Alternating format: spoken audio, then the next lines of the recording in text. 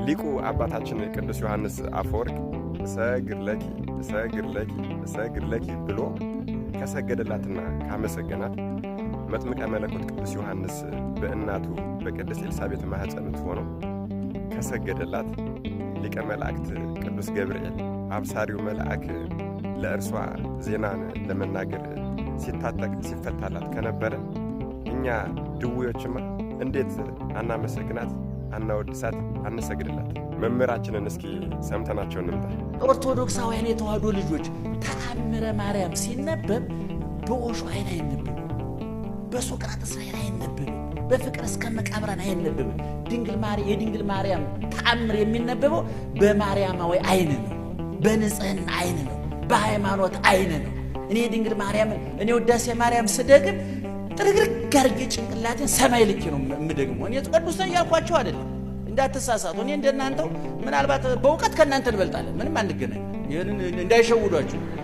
አንዳንድ መምህር ትትና የሰራ እየመሰል በእውቀት አንድ ነን፣ በየጥሩ አንድ የምንሆን ነው። እድሜያችን በእውቀት ጨርሰ እናንተ በአጋጣሚ እሑድ እየተሰበካችሁ እንዴት ነው እኩል የምንሆን ነው? በእውቀትማ እኛ ነን የምንበልጠው በደንብ፣ ግን በሕይወት ግን ትበልጡናላችሁ። የምትበልጡንም አላችሁ፣ የምንበልጣችሁም አላችሁ፣ እኩል ይሆንንም አለ። ስለዚህ እንዲያው ተአምረ ማርያም ሲነበብ በሃይማኖት አይን ነው የሚነበበው። እንዴት ይሆናል አይባልም፣ ነውር ነው። በድንግልና ጸንሳ በድንግልና ወለደችው፣ በድንግልና ዘላለም እንድትኖር ፈቀደ እግዚአብሔር።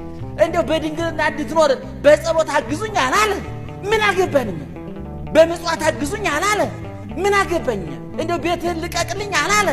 እኛ እኮ የተጠየቅነው ምንድን ነው? በድንግልና ተወለድኩኝ፣ በድንግልና ተጸነስኩኝ፣ ተሰቀልኩኝ፣ ሞትኩኝ፣ ተነሳሁ፣ አረኩኝ።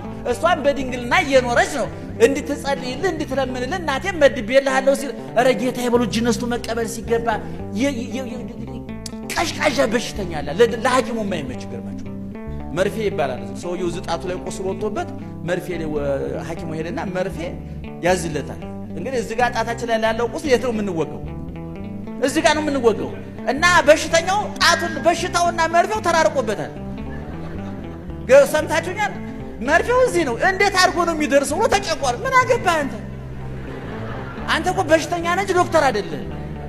እግዚአብሔር እናቴን ትለምንላችሁ እሷን ሰጥቻችኋለሁ በዚህ በረከሰ አፋችሁ እንዳትጠሩብኝ ብሎ ቢዘጋውስ?